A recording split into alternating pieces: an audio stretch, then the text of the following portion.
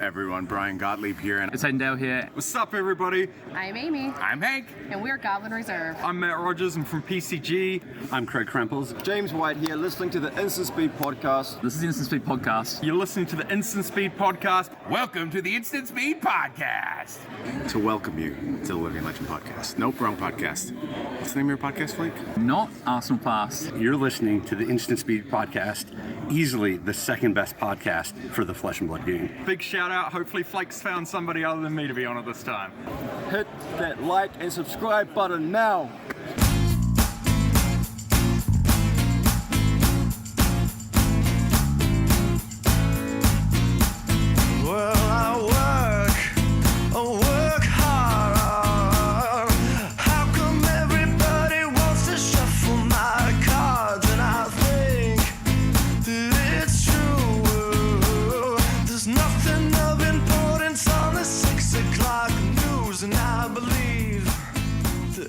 Games is the industry leader in both service and unique events in the TCG arena.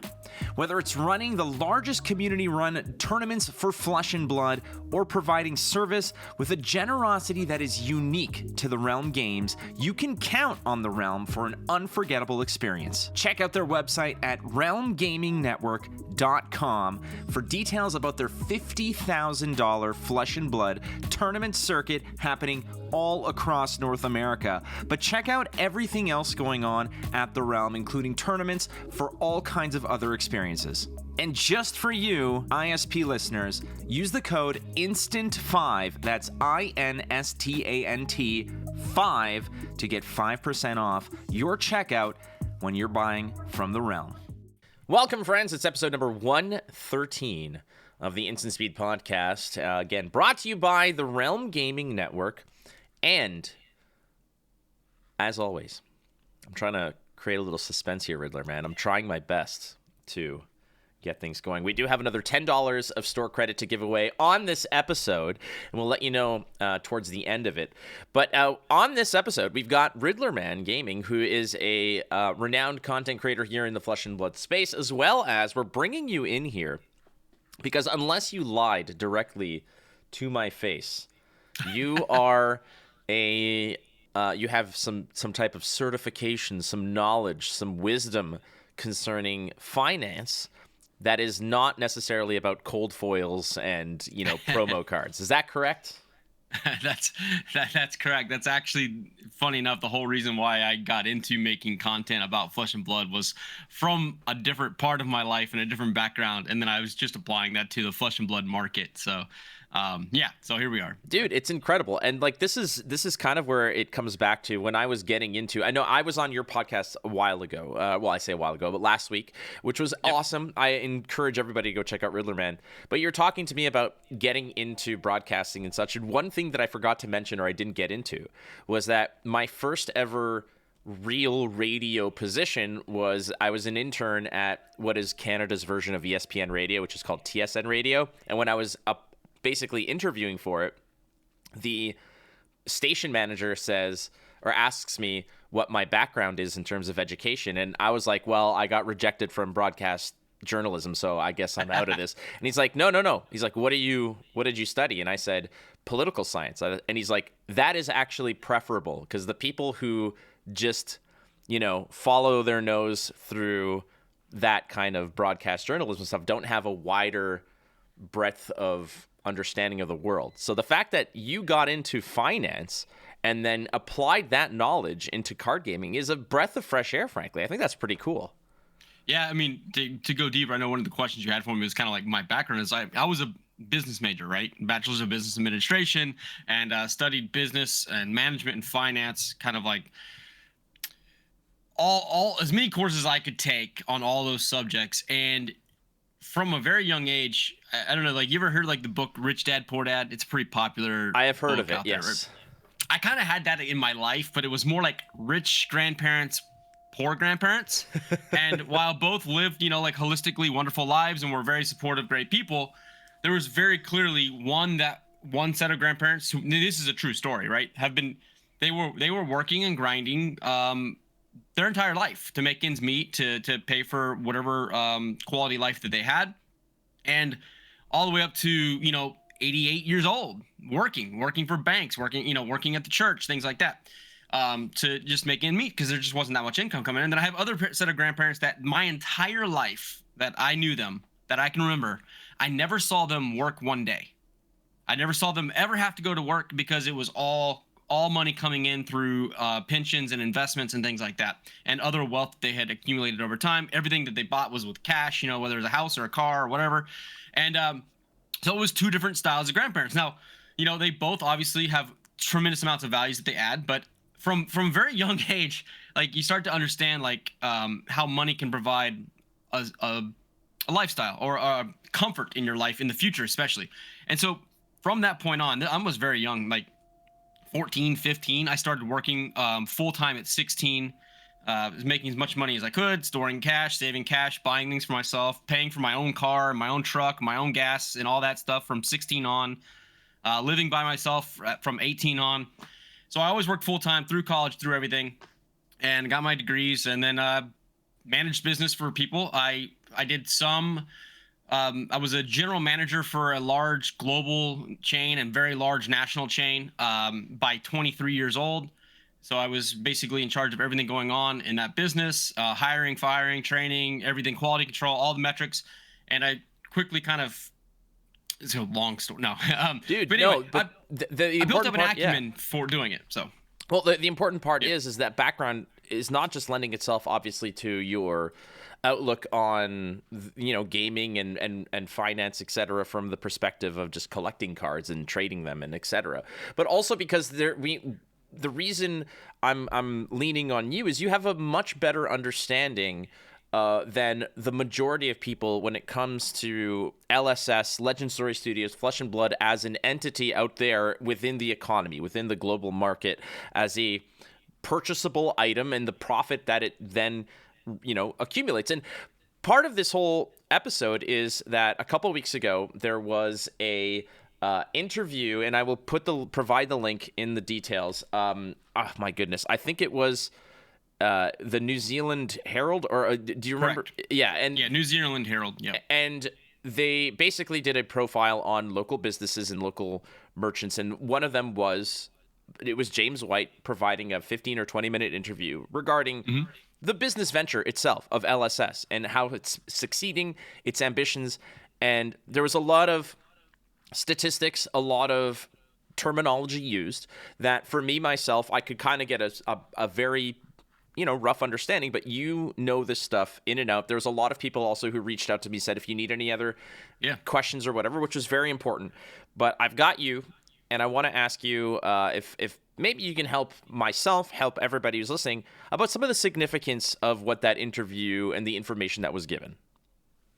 Yeah, of course. I mean, I also think that everybody probably has a little bit of a different perspective on extracting points out that are more important to them and their focuses. And also, I think there's one huge focus that I definitely want to get into later about some of the non-financial, non-number type stuff that are indicators of positivity in the game and in the company. So anyway, yeah, perfect. I'm happy to go over it. No, and I appreciate that. But before we do that, we got to name the winner of last week's contest. Again, last week we asked, give us your biggest and best variance story, and a bunch of you commented in the video, and the $10 of Realm Gaming Network's store credit goes to Forest List 9099, and here is that story. It says, it was good seeing you at the calling. Well, it was awesome. Great to see you as well. The craziest thing to happen to me was my opponent discards a mighty windup. So not, like agile windup, etc.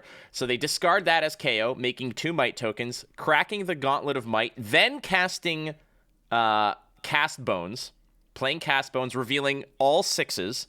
So you got a bunch of might tokens, I think like 9 or so, I think is being created, plus the agility token. I leave him at 1, and after my turn, I can only laugh as 9 might tokens pop, and he plays a red down but not out. I use all my equipment and blocks possible, but I die to an 18-point overpower attack. Hey, that's going to happen. And the silver lining here for us, List, is that if you reach out to me on Twitter or on Discord, I will provide you with that $10 of store credit at the Realm, courtesy of the Realm Gaming Network.com. So that's brutality. That is brutality. Yeah, that is. I'm just like doing my math in my head, like how many factors had to happen for that to happen. That's pretty nutty. Yeah, but sometimes when you get beaten down like that, it's just, you just have to say, I'm just glad I'm here. I'm glad that I had a front row seat for this epic beatdown. All right, so before we get into the finance stuff, I just want to talk to you a little bit about the fact that you are a content creator in this space, and you're probably, I don't see it yet, but there's no plaque that I send out, but I would imagine that you are very covetous of the fact that you are a Speedy Award finalist for Community Champion.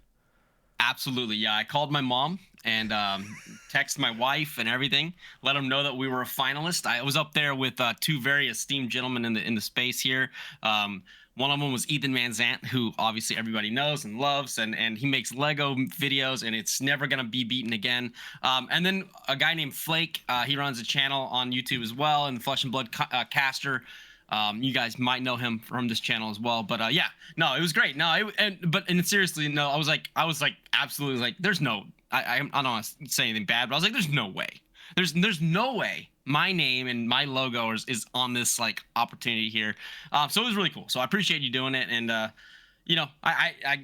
never in my wildest dreams expected to even be acknowledged that the channel even exists in YouTube. Let alone the community to actually have taken the time out to cast a vote. So that was pretty cool. It was cool. Just the fact that, like, from my end, it's cool that people kind of had jumped on this as being something that they appreciate LSS as well. As for the other finalists, I mean, Ethan Van Sant, it's hard to argue in terms of what this dude does for the community. Flake, I just wish he wouldn't talk as much. Something I'm working on, and I'm well aware. I know.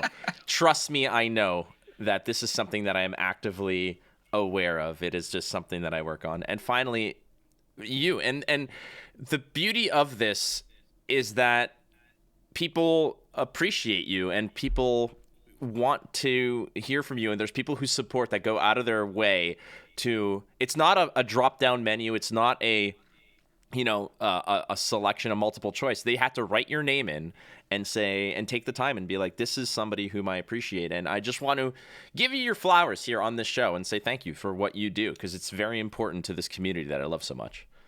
Yeah, I mean, if I take a second, yeah, thank you and to all the other people that I've watched while I was getting into the game of Flesh and Blood myself. And I've been very particular about picking my lane and picking my space, and understanding that I'm not going to be able to make a good deck tech video that makes sense to anybody but myself. And I'm not going to be able to put fun, exciting gameplay out there like some other people do, or, extremely well edited and versed and, funny and logical. Like, I can do all those things. But for me, I just was like, you know what? I just want to focus on like the live community building part of it, where we can just come together and just like relax and talk about the game. And it'll just be like, if you're hanging out with the boys and girls, if you're just hanging out and you got your feet up on the sofa table and you're drinking, I don't know, Mountain Dew and Cheese Whiz and crackers, and you're just like, it's like you're a kid again, right? And you're just hanging out in your parents' attic or something, playing video games or playing board games. You don't care about anything. There's no more concerns in the world. And you just want to enjoy yourself. That's kind of the atmosphere that we tried to create, and it's grown ridiculous since then. So yeah. Cheese Whiz, Mountain Dew, and crackers. That I'll say that's an American thing. I'm not going to say that we are in Canada any different. For us, it was probably Timbits and hot chocolates. That's that's more or less our thing. So yeah, again, just thank you for contributing. And now you're contributing in this capacity, which is sort of helping us navigate a little bit of this financial mumbo jumbo as it was. And a lot of it is going to make sense to a lot of people. But for myself, I'd like to be clear on a lot of it. Now, for those who missed it, there was an interview done by the New Zealand Herald that really dug into pulled the curtain back a little bit on the financials of LSS and Flesh and Blood specifically. And let's talk a little bit about the business part of Flesh and Blood and how that basically relates to the success of the game as we, as players, as content creators, know it. Because we are now in the midst, Riddlerman, that we've seen just this year, and the year is still young, we've seen Runeterra, Bite It, Gwent, Bite It, MetaZoo, who cares? But yeah, they're gone. Whatever the hell people want to. Genesis. Genesis, which is going to be seeing a resurgence, but there's been this gigantic sort of shift away from digital to paper, and ultimately paper is also kind of struggling in certain domains. But what really bothers me to a degree is the fact that a lot of these companies are reporting profits, and sometimes in drastically incredible parts. Like Hasbro knows that Magic is their best workhorse, but they're still laying off 20% of their staff. You know, like all these other companies that are turning profits, but and like Blizzard and all these are axing their employees. Can you talk to us a little bit about how profit does not necessarily protect the industry or the company from downsizing or from things like that? I mean, that's kind of what we're seeing here. Yeah. So in some of those correlations that you had, you got to remember also, like, some companies are bigger than one product, right? So, and oftentimes when, let's say I've made a projection for my shareholders in some way that says, hey, we're expecting a 25%, whatever, revenue growth, quarter over quarter, year over year. And we're forecasting this out. And as we kind of keep approaching that end of year cycle, and we're realizing, hey, we're actually losing a couple percent, right? You're drastically overstated your expectations and your goals from your, reporting, and you're going to have to make adjustments. You can't just force people to go out there and buy your product.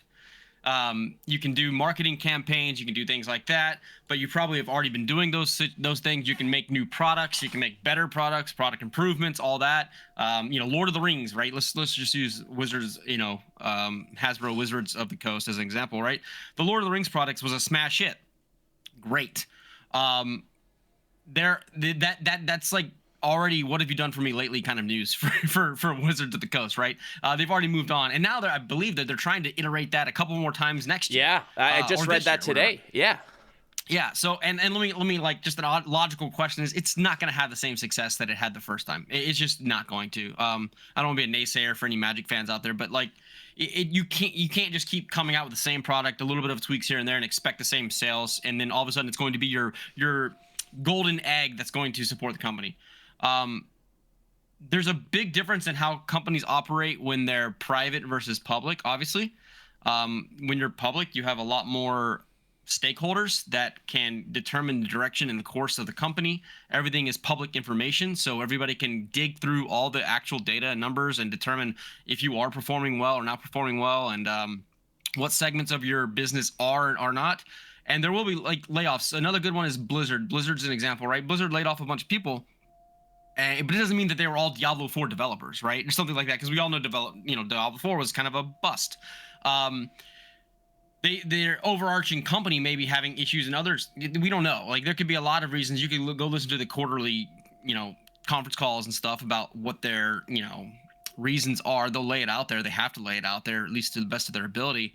And that's kind of why anybody who owns stocks, you do kind of listen in on those calls to see what the future of the company is. But ultimately, when you miss your projections, you miss your guidance, then you have to make adjustments. That's what people expect to see. Unfortunately, when you miss bad and you have no other recourse, you have no other options, then the layoff part happens.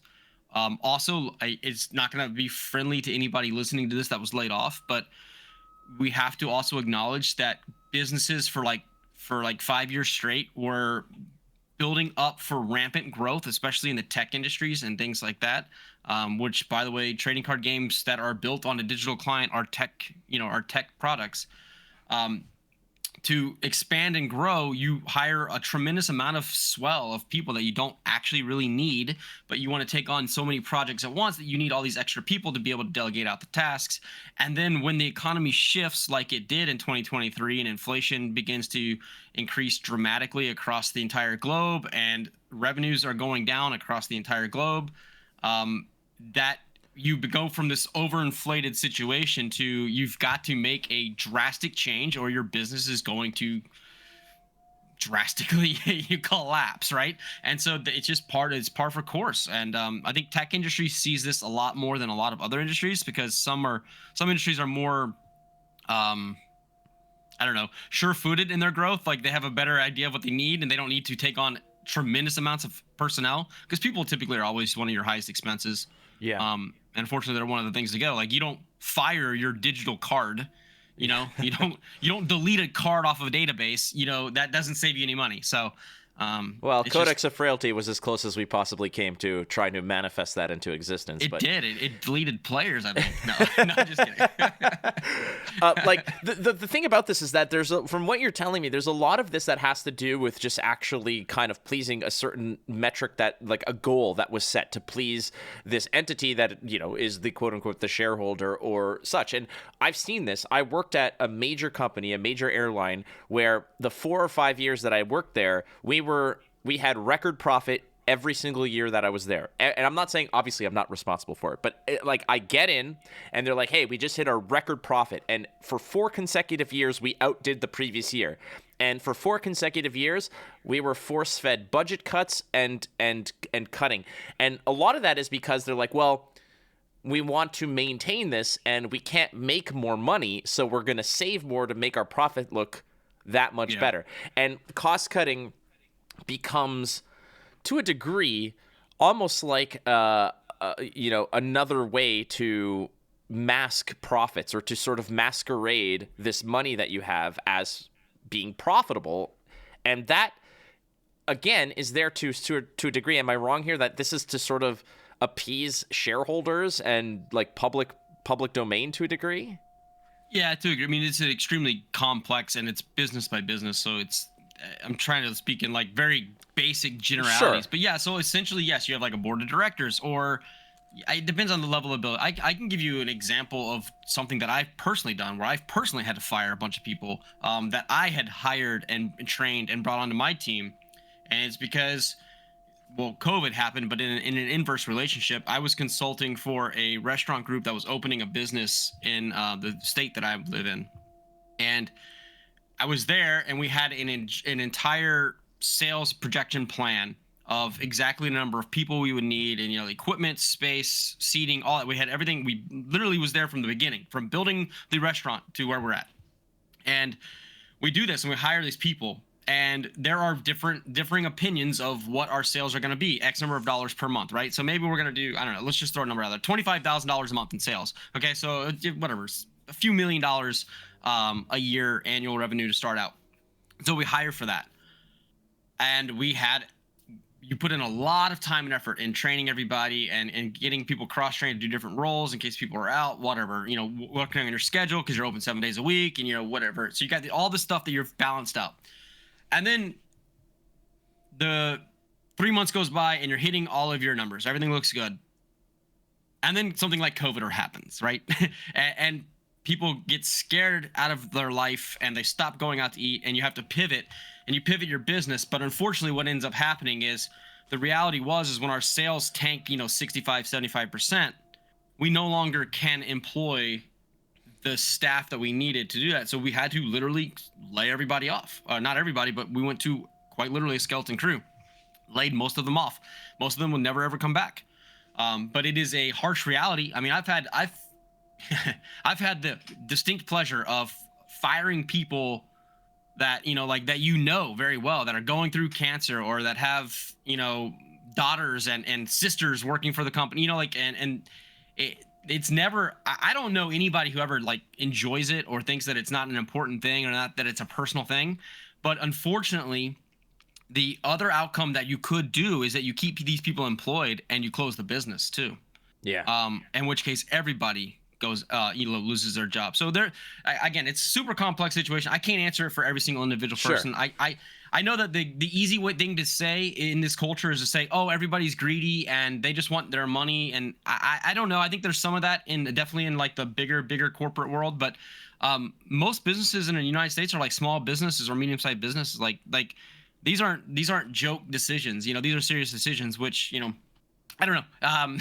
You can evaluate Hasbro, but I'm sure that they did what they felt they needed to do. That is a YouTube comment lure that I do not want to cast out there, is getting Magic people to comment on my video. I love them to death. Don't get me wrong. I have a lot of Magic friends. It's some of the peripheral stuff that I don't want to get involved in. Ultimately, though, when it comes to LSS, and at least from what I've seen and what I've been encountering for, the 2 or 3 years that I've been involved in the game, is that they've always been on the opposite end. It's that they've never been bloated. They've been kind of very tight-waisted when it comes to staff, and they've always been looking to bring on more, because everybody there that I speak to seems to just be, I don't want to say that they're overwhelmed, but they have a lot of work that they're constantly doing. There's a lot of things where you can kind of see it in their eyes to a degree, where it's like, hey, I wish we had an extra couple hands here to hand on to, to handle this stuff, and we're working on it, and we're looking to hire the right people, etc. And LSS to me is, I've done contract work for them as well, merely to sort of plug certain holes that they have not, they didn't have at the time, until they could get somebody more permanent in New Zealand to take care of it. But when it comes to this, LSS not being a publicly traded company, not having shares or shareholders or whatnot, does that change a little bit of the culture, or at least maybe the business direction, when they don't have, a group or a board that they need to appease or sort of answer to? It would change entirely if they ever went, quote unquote, went public, right? That would be one of the hardest things I think James would have to do, is to maintain the culture while also appeasing new shareholders. I hope that they don't, as long as they possibly can, or if ever, or if until James decides he's done, he's going to hang up the hat and move on and but it's funny, because you want people to be productive and engaged and active and bought in on everything that you're doing as the business, right? So if you hire too many people and people aren't busy and they're bored and they're complacent, you're probably not getting the maximum extraction of value that they could bring to your business. But then at the same time, if you're too lean and everybody's in the weeds and stressed out and feels like they can never get one thing done before they have 10 more tasks piling up, that can be a negative effect too, right? Where morale goes down. And that's one of the most that's one of the things that I take away most from these interviews that I always watch, or these recordings of people going into the LSS business and just talking to people. I'm a very big proponent of picking up on body language and kind of I don't know, people probably call it vibe now, but just environment. Are people looking over their shoulder? Are people anxious when they answer questions? Are they loose, relaxed, smiling? And yes, some people could act this, but not everybody could act it, right? And I look at this, and when I see LSS and I look at all the different videos, what I see is a culture of people that are excited to come to work. They're excited and proud of what they produce. They enjoy what they're doing. And to me, that's one of the largest metrics of the future opportunity of LSS right now, is just simply by how ingrained the culture is of producing great games.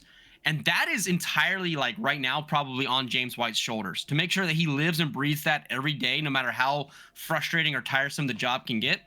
And that to me is his biggest strength as a leader, is that he's very, very, very good at giving interviews where he continues to portray that message, and the way that he acts and the things that they do as a company portray that message as well. Cosplayers getting support, right? Content creators getting support.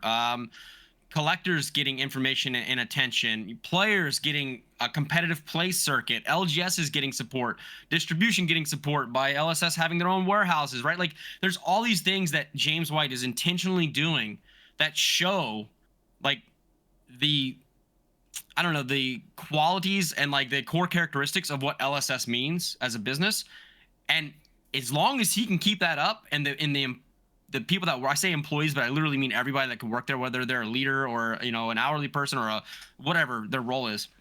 If they can all buy in on that and believe in it and continue to prosper it and push it forward, the company's going to have nothing but success at this point. And that's it's just great to see. And I like what you mentioned, because when I was there for the celebration, we took a tour of this brand new beautiful office, and I have been around say CDPR Studios, which was 3 or 4 massive floors. They're doing all kinds of things, right? It wasn't just about Gwent. It was The Witcher, it was Cyberpunk. They had their own dedicated like recording studio for stuff. That's big potatoes. Like, that's a big chunk of cheese here. To me, seeing one floor of a building, of an office building, I'm like, okay, that's fairly modest. But what I loved about it was, like you said, body language. When talking to James or Trevor Baker, let's say, or Brian Gottlieb for that matter, today versus, let's say, a year ago, it's completely different. Talking to James a year ago, I don't want to say that he was stressed, but he had a lot he was wearing many hats at that point. When I was talking to him, and you can see it in this interview as well, there was so much more relaxation, ease to how he was describing it, confidence as well. It's like he crossed this Rubicon where it's like, there's no going back, but the direction we're going is incredible. And also, there was so much space for growth within that office area that it's like, we occupy, half of this room, but we have another half of it ready for more people to take on more, to grow this company more. And that's where we're going to head to now, because growth is something they're anticipating, but it's also something they're seeing. And I want you to maybe comment a little bit about the growth rate that was reported by James in this interview of a 30% growth in players in 2023. But those players, as he explains, is these are players from a registered capacity. If you go to an armory, anything that you get pairings for on Gem, they saw a 30% increase in names playing the game in 2023. How significant is that? It's hard to say how significant it is without comparing it to either other TCGs in the industry of around the same size, or also knowing particularly every year's, year-over-year growth. But to me, just thinking about it, 30% seems like a pretty solid number, right? Like, I don't know the industry well enough to know, okay, wow, normally, you want 100% growth every year or else you're probably struggling. But it sounded like, based on the way James said it and based on other people that I've talked to about the growth, he firmly believes, right, that this number is not indicative to total growth. That is just, like you said, Jim registered more serious players who are going to the LGS or going to events and playing. It's not your kitchen table gamers. And he referenced that quite a few times, I think, throughout the interview, where he's like, we have a solid kitchen table player base. And those are people that you and I probably don't even know who the hell they are, right? Like, I couldn't tell you who in my local area plays only at the kitchen table because I don't see them. I don't know them. They could walk into the LGS in 5 seconds, buy something while I'm there and leave, and I never know that they exist, right? So I at this point, I have to trust and believe that what he says is the truth, right? And so that means that the number's probably greater than 30% overall. But even 30%, let's think about this. If they're doing, let's just say 50 to 75 million, let's call it 60 million, right? That means that 18 million, if every player were to congruently spend the same amount of money and they were to keep up this 30% growth rate, that means we're gaining another 18 million next year, and then probably about another 20 million the next year because of the compounding. And just that 30%, you can see how rapidly the game could grow by just a number like 30%. So in terms of compounding, it's a significant number. Whether it's maintainable, I have no idea. I haven't followed it that many years in a row. Right. But it is good. It is it is a positive direction for any of us that want the game to thrive in the future. Well, maintaining that number, I think, is going to be a challenge because I think early on, like you said, you should be aiming for in the hundreds of percentages. Like in 2020, we had this static number, and then 2021 we quadrupled it, and then in 2022 we quintupled that, and now we've hit this break point where we're like, well, shit, there's only so many people in the world, and a lot of them, to a degree, a 30% growth rate with the sort of what we have now, it's like, well, damn, okay, that's a great number, but look how many are already playing it. The one concern I have is where he mentions that, that doesn't even count the kitchen table crew. I kind of am reading that as like, well, I feel like obviously there's no reliable way to track that, but I almost feel like that number is either remaining the same or even falling off a bit, because, and again, this is going to come off from merely a perspective of what I see within my area, which is the Greater Toronto Area, 6+ million people in where I live, and the casual scene has dwindled. Everybody shows up for the Battle Hardens, the RTNs, the PQs, and all that other stuff. They travel for the callings. But when it comes to the casual scene, and James talking about like, oh, we haven't counted that. I don't know if he's saying we're not counting it because, you know, it's impossible to get an accurate number, or, well, we kind of are aware that that is something that is stagnant.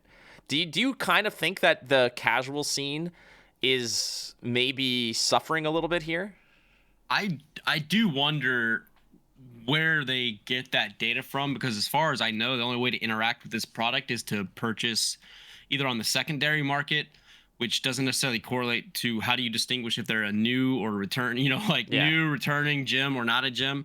And then in LGS sales, which again, it's not like people are taking your phone number and email address or anything, you know, to track whether or not you're a new user or not. So I don't know. Somebody came up with an interesting idea that maybe there should be like a box topper or like a QR code inside of a box that's been opened, a sealed box that has to be opened, right, inside of it, and you scan it and you get points. So you register yourself on Gym, you get points, and then after accumulating a certain number of points, you can redeem it for like a promo card or something. And it's kind of an ingenious idea, because then you track all the untracked people that are currently out there. You give them a reward for opening product and playing with it, and, you know, doing drafts or whatever, just chasing hits, whatever you're trying to do. And you might get a more realistic understanding of the actual demand of your product that way by how many QR codes are scanned in versus how many people are just buying sealed cases and sticking them in a storage closet because they hope that they accrue in value versus people that are actually playing the damn game. Anyway, so I don't know. Again, he probably knows that. Again, they're not a publicly traded company. They can keep this stuff confidential. They can keep their, you know, maybe they're doing it through distribution's demand on product sales congruent to player-based levels that have, you know, growth rates in certain areas. So like if they see product sales are doubling but player-based growth is stagnant, maybe they're just assuming there's people that are not players in Gym that are buying product. I don't know how they figured out, but they have something that they're using. Yeah, it's kind of weird for me because, like you mentioned, I've been to armories, I've been to, you know, drafts and whatever, and the one time I think I've ever seen somebody walk in and buy Flesh and Blood product and then just walk out. It's happened like once. And part of me is like, what the hell are you not doing here playing with us? You know, you're clearly available at this time during this just draft or whatever. You walked in, you talked to a few people, you bought, you know, 6 packs of Welcome to Wraith, and then you pieced out.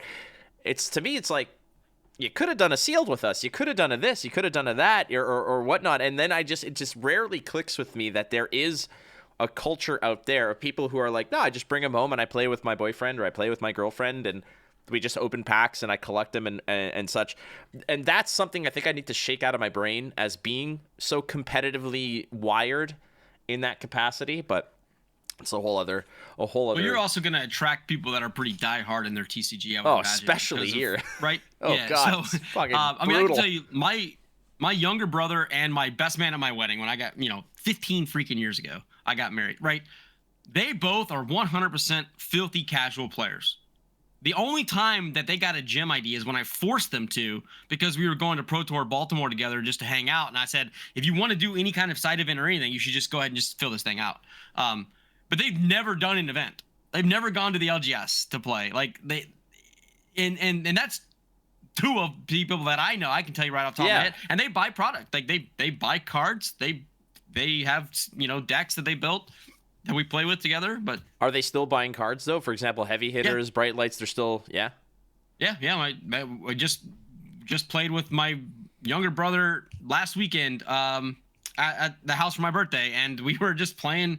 Reinhardt versus Bravo kind of things. And then my other buddy bought a case of heavy hitters from me, and I shipped it out to him. I opened some of it, and shipped it out and all that kind of stuff. And he helps me, build assets for the stream and stuff. So yeah, they're involved, right? They're involved their way. Well, 2 things. Number 1, happy birthday. Yeah, thanks. You're welcome. And the other thing is that's encouraging. That's encouraging for the business. It's encouraging for us as competitors, because you never know how many of those casuals eventually kind of get the smell the stink of competition and want to see where where the flies are coming from. But Yeah. let's talk about this number: $50 to $75 million, which is what James White has said was basically what they accrued in terms of revenue last year. If we want to say 60 million to just sort of have a conservative estimate within that range, let's just say that. Sure. How significant is that number? It was way more than I thought. I mean, so if you got to think about it in terms of, they were probably doing what, like 30 to 50 when they were less than a 15-man crew or 15-person crew. That's pretty fucking impressive. The fact that they just had that much success. Now, here's why it gets even more impressive to me. I think it's because there's so much more untapped potential out there, and I'm sure we're probably gonna get into that question soon. But this is just like 50 countries, 4,000 LGSs. If you look at the map, I think in that interview they showed a map. It's like nothing, man. Like there's still massive amounts of landmark. Now they're not all full of people that want to do TCGs, but there's still a massive amount of countries out there. Even just in the United States, their untapped market cap is tremendous. Like I think they said there's $1 billion of paper TCG market in the United States alone. All right. Now that's being split between like Magic the Gathering and Pokemon and Yu-Gi-Oh! And every other card game you can think of. But that's $1 billion, right? They're at 50 to 75 million. So they're not even at 10% of that total market. Think about how much more they could eat up of that market share before they actually, made a dent in like the true overall market. So it's a big number, especially when you understand that this is something that kind of was like, again, in everybody's romantic fantasy of how this came to be, you see James White in like a dark office, sketching things and coming up with these eureka moments. And to a degree, that's part of it. That did happen.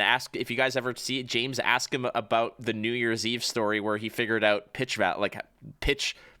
color pitch things.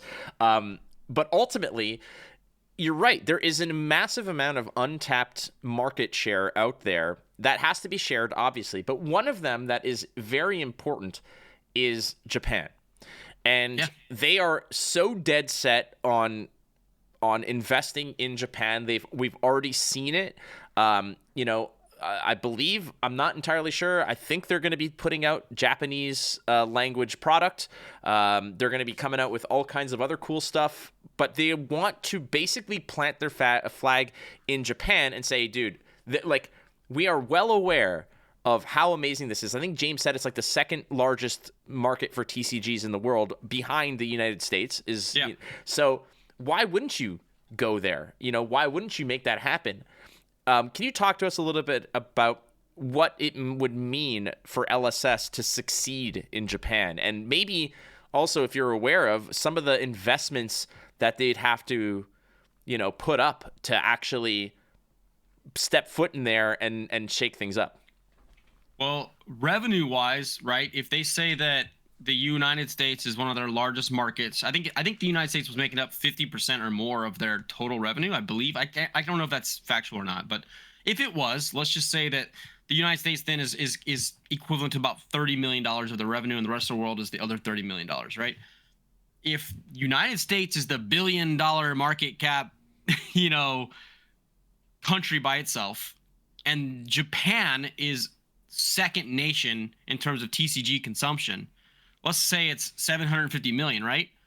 So that could be potentially another 15 to 20 million of revenue instantly, like just by having interest over the next year and driving that game in the Japanese language print, right? So in terms of revenue, I think it's going to be an instant step up the ladder of just valuation of the business as a whole, because I think that they're going to do really well in this market because they have a great game. It's a very serious game, but it also presents new challenges, right? Now you have another language that you have to manage in the print run and getting it distributed out to that ecosystem properly.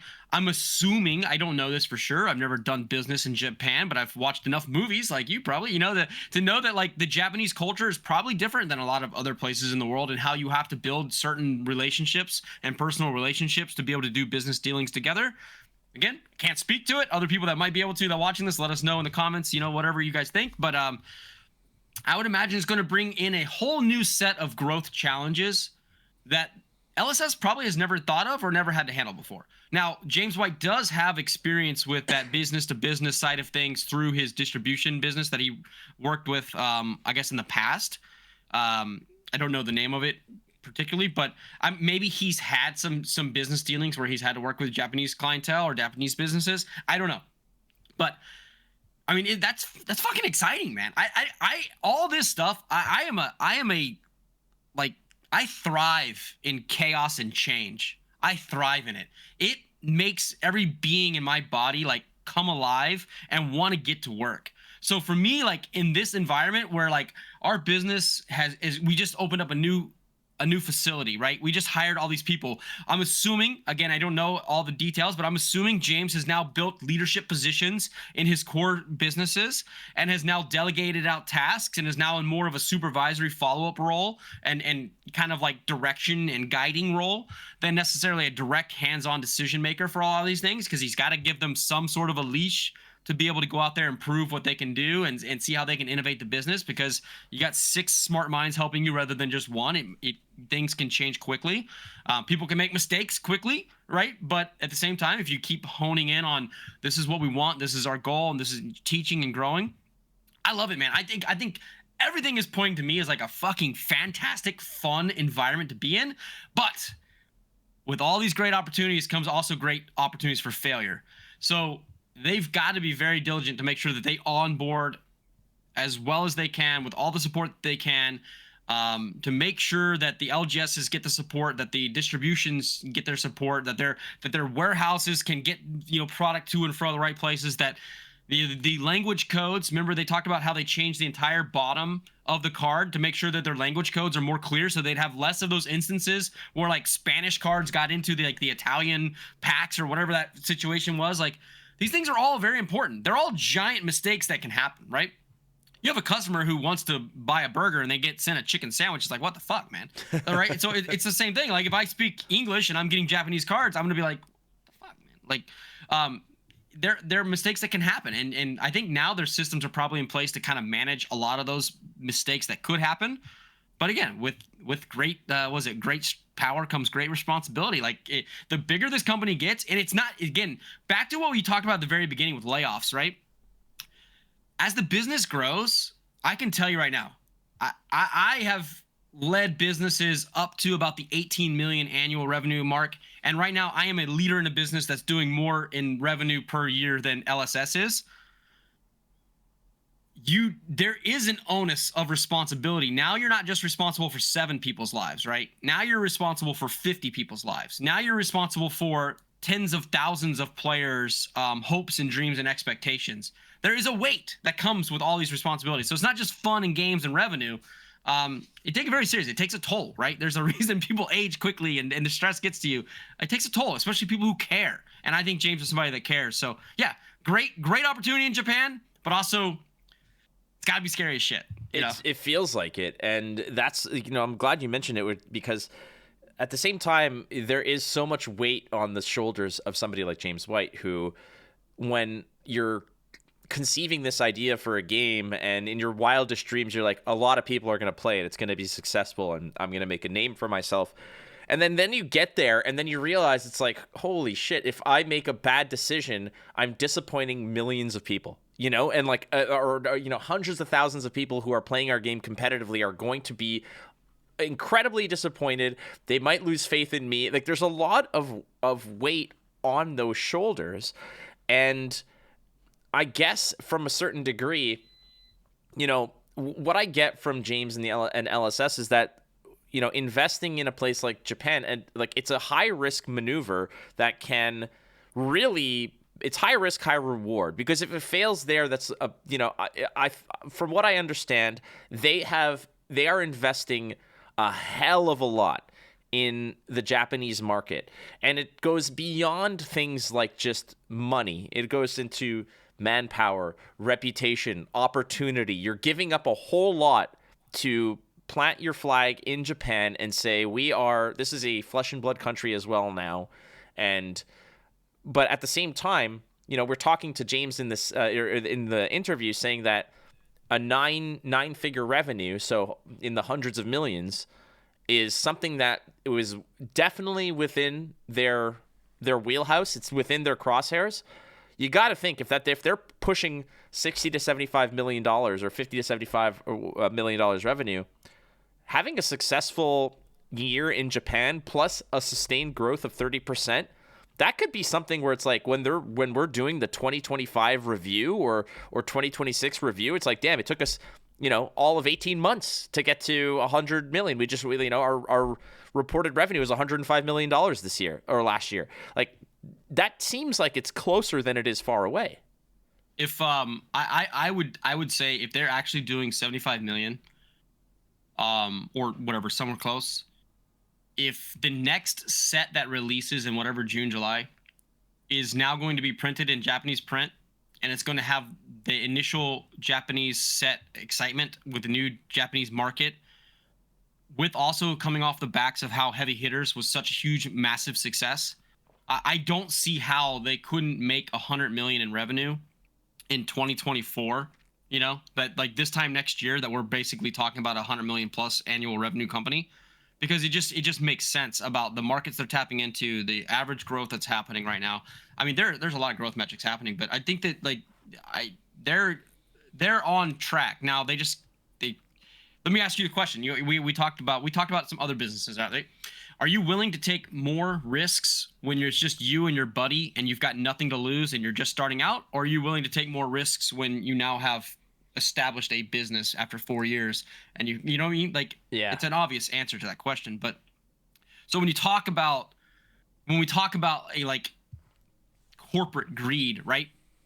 As this basis for the evil that is everything with businesses, the more you grow, again, the more every single decision you make has more and more weight. And especially every failure has more weight. And so I think people need to like kind of just step back a little bit and just think about that more of like, why can negative outcomes happen? Because maybe people took a risk, or maybe people had a plan that just didn't execute. There's things that you can do to mitigate some of the impact of those risks. And some of those things might be something like, let's say, you reduce your debt, right? So that you aren't beholden to a lender, and therefore you can make more decisions. You can have a lower revenue and not actually have to sell the barn, to get out of it. Those things are parts of the equation. I think LSS, again, everything that I heard in that interview sounds like LSS is poised and positioned to grow at a steady clip. And when I say grow, I don't just mean revenue. I mean like you said, adding on team members to play test social play and competitive play, whatever else, bring in new sets, new products. He's mentioned multiple times that there's going to be new products this year. Now, remember, when we're talking about revenue, it's not just set boosters that generate revenue.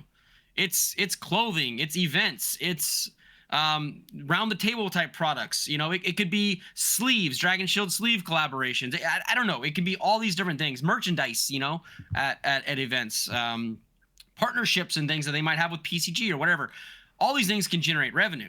So when you're growing your player base, which is your core consumer, all these things have a potential to pop off. So I'm extremely excited to see. If I could buy stock in the company, I'd buy a bunch of fucking shares.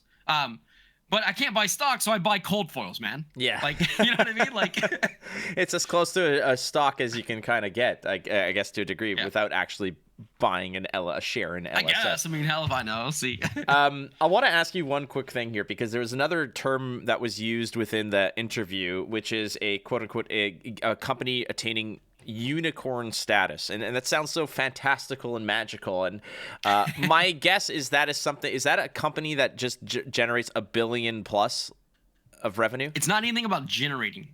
So I've heard a couple people talk about this, where it's like, oh, LSS is saying that they're going to sell make $1 billion. No, so it's not about earnings. That's about a valuation. So that's like, let's say Josh had $5 billion, like I'm Elon Musk or something, right? And I'm like, I want to buy this business. So I go and there's a lot of different ways to determine a valuation of a business. And angel investor type people could probably speak better than I can, or VC people. But let's just take like a revenue model of revenue. So like one of the things the lady talked about in the New Zealand Herald was profit margin. And so that's extremely important when you're talking about the valuation of a business. So you're looking at this business, right? LSS is very cash heavy. All right. That can be a positive and a negative, but for right now with the environment that we're in, that's a very good positive. They have a lot of cash. I don't know. Nothing's ever said that they have no debt. They did say that they are expanding using retained earnings, which is great. It still doesn't mean they don't have debt. They could have a past debt that they maybe the rate's good and they don't care and they're just paying it down slowly over time, whatever, and they're still able to make profit throughout that. So I have no idea, but it does say that they're able to use retained earnings to buy a building. You know, like I don't know if they bought it or leased it or what, but you get my point. Hire staff, go into these markets, add warehouses, all that good stuff is through retained earnings. That's very, very important to know. So that's a positive in terms of a business valuation, right? If it was all debt and they had very tight profit margins, you might not value that business nearly as highly as you would the opposite. So if we're looking at $50 to $75 million of annual revenue, and I don't even know, let's assume their profit margin, maybe their profit margin's 25%. Again, all this stuff, by the way, if they went public, would have to be actually disclosed to the public, so we would know every single thing about what they're doing. We would know every single box they sold of what set. We would know all this information, right? That's another good reason for not to go public, is like all the mystique, like everything would be fully fleshed out and open there, like in the flesh, right? So this is all important. So a billion unicorn status is unicorn status just saying that the business is being valued at $1 billion. If I had to guess, right now, LSS is probably valued between $200 to $300 million, because that's just a couple years of revenue cycled over and over, multiplied, by 2 or 3. And then if their margin is say 25, 30%, which again, I have no idea what their margins are. There's no way for me to know. I'd have to know all their costs, right? And then what their cost to produce every single thing. So in the interview, it was asked about that, and literally it was put as plain and black and white as. So the interviewer is Madison Righty, I believe. I'm sorry if I'm pronouncing that last name incorrectly, but ultimately, she just is flat out saying, "Hey, you're just producing a paper product. The margins have to be unreal." And James, that was the one thing James said, is like, that's the one piece of information that we keep close to the chest, because yes, the margins are huge, which allows us to do things like a $1.5 million pro play. So yeah, it's big margins. Yeah. Well, the 1.5 million pro play, it ultimately becomes like a marketing budget, right? Absolutely, 100%. Yeah, it's a throwing that into your commercial marketing every year, right? And so it's like, let's say, let's do some quick math, right? So we made 75 million. What's 1.5 divided by 75? 1.5 divided by 75. A quarter. Okay, we got a quarter. It's not very much of a percent of their actual revenue. So 6 million would be 10%, right? So 600,000. So I don't know. You get the point. So it's not that much. I would assume that they treat it as a marketing budget. If their revenue keeps increasing, if they were going to say, let's give away 1.5% of our entire revenue as a prize pool, as a marketing expense, well then if we ever got to a $200-300 million revenue business, and this is why people should care, right? Especially pro players. If this is how they're doing it, that it's a direct correlation of a marketing budget based on a percentage of revenue, then the higher that number goes, the more money that could potentially go into your pockets for doing the same amount of effort that you're currently doing this year, right? If it goes up to a $10 million prize pool because we 10x our revenue or whatever, imagine the opportunity to win $10 million a year by going through a competitive circuit, right? It would be insane. That's right? crazy. It'd just be crazy. And now that's crazy and out there, but right. I don't think it'll ever get to that. It might stop somewhere at some point, but that's why it's important. That's why it matters. But yeah, I would imagine they're already in the 200 to 300 million being offered by people to buy them. I can't imagine in my they've been around for 4+ years. They've got tremendous success. They've been in all these business journals, right? Especially New Zealand-based business journals. All these fast-growing business articles and stuff. They've got 6,500% growth over certain years. I can't imagine that no business is offered to buy them, and they've probably turned them down. But I would say you're probably in that 200, let's just say 250 million range. So what would it really take for them to get to a billion unicorn status? It's not going to take much more, man. Like, that's the crazy part about this is, again, for those who like, I guess unicorn status and the $1 billion sort of achievable goal, you can kind of measure it as, I mean, obviously, like you said, valuation of the company and its holdings and everything else and its liquidity, all that other stuff. That's part of it. But comparing it to, let's say, $1 billion of revenue, it's like, that's different. Yeah, it's a massive, massive thing. And like a lot of it is just in part of this interview as well, is where they're talking about the fact that in your crosshairs, you have these titans, these Goliaths of the industry, such as Wizards of the Coast and Magic. And for me, and again, my knowledge of a lot of the financial aspects of games are fairly limited. There's only so much of it that I'm actually interested in. That's why this conversation with you, Riddlerman, is very enlightening and very... I'm all about this. I'm really all over this, and I hope that everybody out there as well is learning some stuff from you here.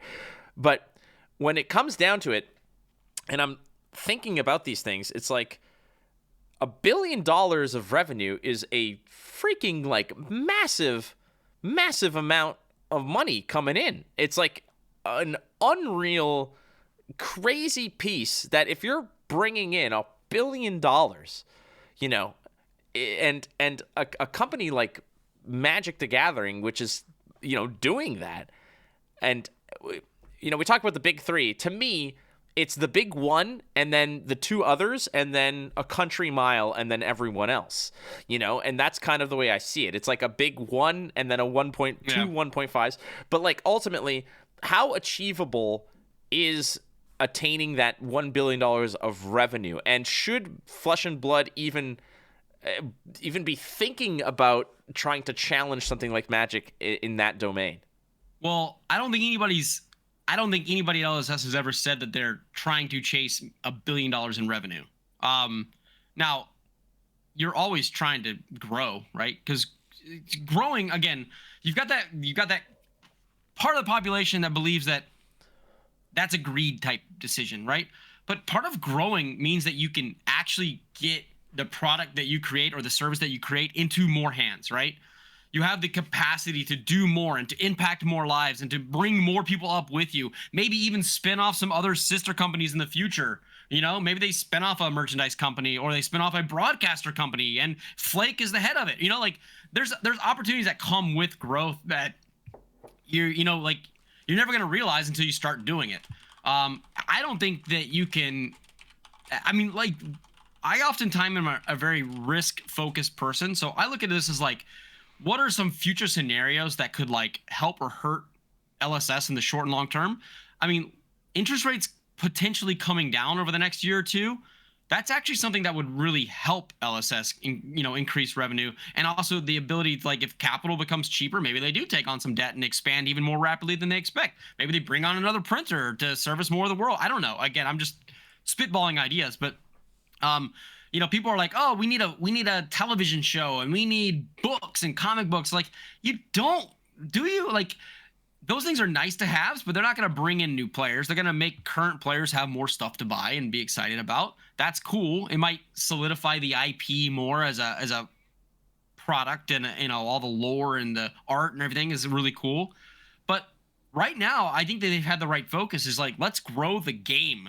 Let's create a fantastic, great, balanced game that everybody enjoys cracking packs and that people want to show up and play the freaking game. Let's figure that out. And until we've got that figured out, like, all the rest of this ancillary stuff is not that important. I'm all in on the way they chose to run their business over the last 3 years. And there's been mistakes, right? Sure. I think everybody's called them out on mistakes. But they learn from it, and that's what a good, healthy business does. You take shots, you make mistakes, you move on, and you go to the next thing. Easy. We do have a couple questions trickling in for you. This one from Diana, who is a cosplayer. Awesome. But also, I believe has a lot of expertise in sort of the finance and the financial industry, and asking you a question here saying, what do you think is the best way for LSS to grow going forward to achieve James White's goal of being a quote-unquote unicorn company, but while keeping its core values? And that is a big part of this, because part of the conversation I've had with James privately or otherwise, and I'm not going to divulge a lot of that, but a lot of it basically hammered down to me in my mind that James prioritizes experience over profitability, and that some might value it, like some third parties who might hear me say that will be like, well, the company's doomed to fail because it's not maximizing on every potential dollar you could squeeze out of things, but everybody is getting a good experience. So I guess those core values and unicorn status, how do they coalesce? How do you achieve that? Well, the unicorn status, I think, is just going to be a byproduct of doing things the right way. If it happens in 2 years, 10 years, who knows, right? I think that they will achieve that as long as they keep doing. And Diana made a great point. She said, while what was it, maintaining their core values, culture, or values, that is, to me, that actually is the answer. Is that every decision you do continues to harp on the core values of your business, staying focused on the tenets that you've set forward about making great games for people to play in the flesh and blood, and you make great products. So LSS is a business that sells a product. You could argue they sell an experience through their competitive play circuit with that whole play the game, see the world. But really what they do is they sell a product, and that product needs to be good. It needs to be flavorful, loreful. It needs to have great art. It needs to have great battling and mechanics. It needs to introduce new and exciting things to draw people back in, or to draw people in more energetically than they were before, right? A water ninja or something, stuff like, you get my point though, right? Yeah. But you can't throw it all out there in one set, because that's the WotC way, right? Let's put all of our chips in on one set, Lord of the Rings, because that's the thing that's going to work, and we're going to milk that sucker until we're done. That shows the greed, and I think that's what people are concerned about. I think most people are concerned that as the company grows, that they lose sight of their vision, right? And we see this in a lot of parts of our lives, like right now, that as things grow, they changed, right?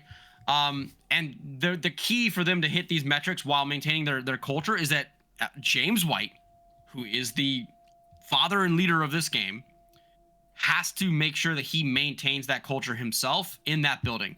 If he doesn't do it, or he steps away, there's going to be change. Like, the business is going to change, because there's nobody in this world that will fight for the culture as hard as James White will every day of his life. And that's just a reality of a business, especially a small business that he built.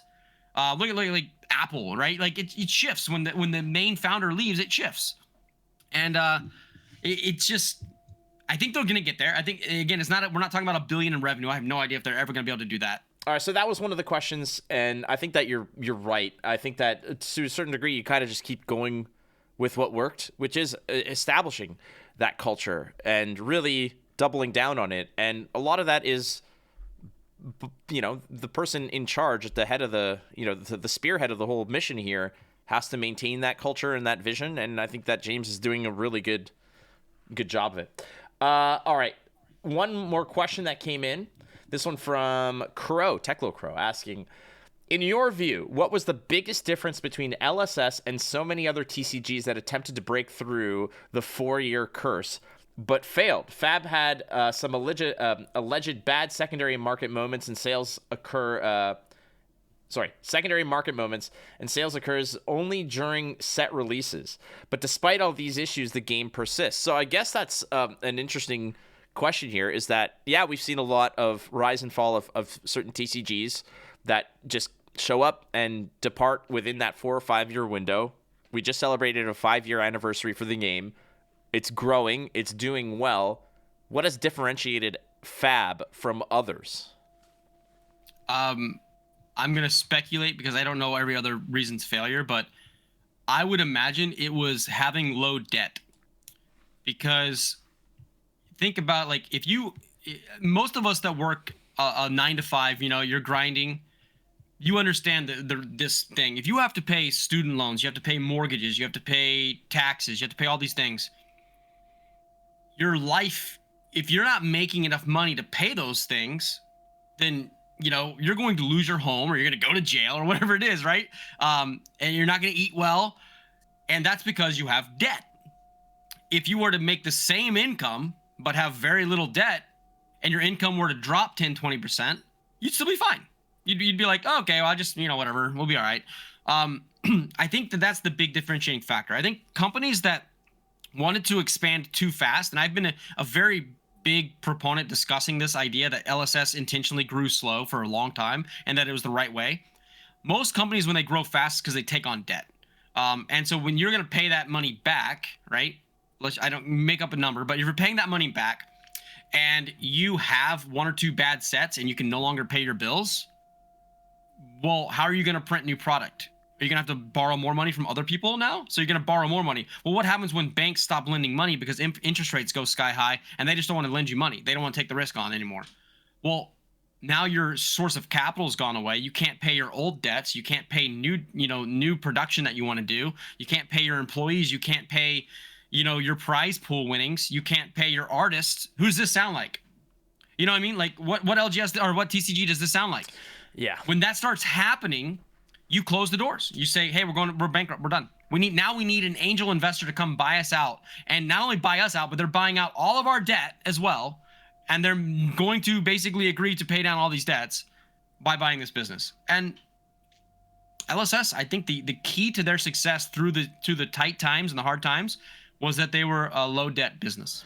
Well, that's part of what was also divulged within the interview itself, was the fact that James says, hey, we have no debt. We operate debt free. We don't owe anybody anything. Everything that comes in, everything we spend is on our own dime. We're just basically reinvesting our revenue into ourselves. We're not putting the burden on others that might, like you said, bite you in the ass later on if you have some bad sets. And I mean, let's be real here.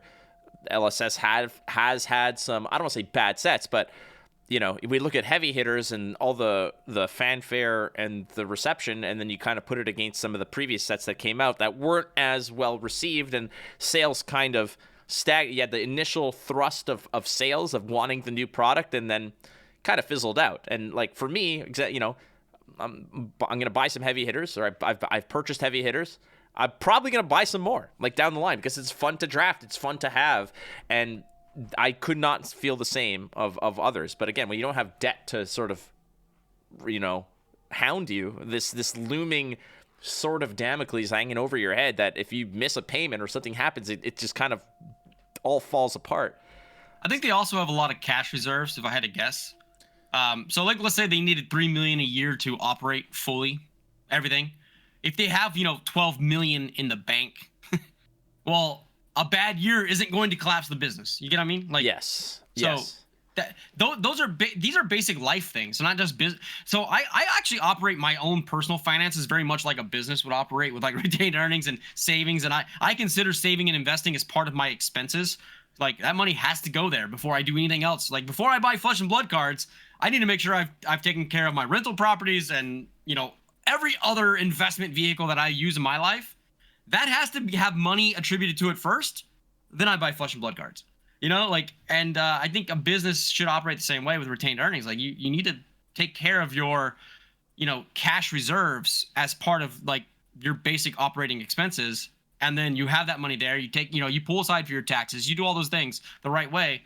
And then you have what's left over and you have enough to like, so me, I like to have like 6 to 12 months of cash to cover all my expenses if I didn't work or something for a year. And, I don't know. I think a business would operate the same way, and you don't care about a bad set sucks. You learn from it though, and you move on. If you aren't going to collapse the business, because you have debt and no cash, right? There's a big difference. Beautiful. Well, dude, I sincerely appreciate you lending your expertise to this discussion. It enlightened me to a lot. I hope it did for everybody out there listening as well. I mean, it's important. This is a game that we love, and we want to see it succeed. And that interview, again, I implore everybody to go watch it. It's like 15 minutes or so, but it does shed a lot of light. And it did inspire a lot of confidence in the product, which is great because everybody's going to speculate and everybody's going to have this. And obviously, James is not going to go up there and be like, hey, we're struggling here. But the fact that he wouldn't go and do an interview unless there was good news to a certain degree. And James is also somebody who wouldn't stray away from saying bad things. I mean, he's been on multiple podcasts and has, said, hey, this wasn't a good idea or this failed and here's why. And it's important when you have that kind of transparency. So thank you very much again for doing the show and for sharing that insight with us. Yeah, I mean, in addition to all the different things that I think are positive with the game, I think the other one that we didn't really even talk about today is like the community, right? The community is very supportive. The community is patient most of the time, except on Twitter, right? The community is. I mean, but seriously, like the community is excited and believes in the direction of the game, and that alone is something that can drive the game forward without even needing direction from the company, right? Like, beautiful. So, anyway, it makes sense. So you are Riddlerman. Where can we get more of your content? And all the where you find all those magazines where like all those like crazy topics and conspiracy theories and like like Weekly World News and like the penny it costs $1, it's super cheap, nobody cares about. And that's where it's on Riddlerman Gaming on YouTube, and I have a Twitch channel, but it's just like the nobody cares. Sure, but you're on Riddlerman Gaming on you're YouTube. On Twitter as well, right? Yeah. Riddlerman YT. I think so. I don't know. It's the first time I do the plug for you. That's amazing. Let me check. I don't know. How do I check? It's your Riddlerman, account. at Riddlerman YT. Got there him. you go. See? Yeah, I you pay got it. attention. We do have one more segment that is for our Patreon Tier 3 exclusives. It's called Go Again. Will you stay for that? Oh, let's go again. Let's go, baby. Perfect. Go again.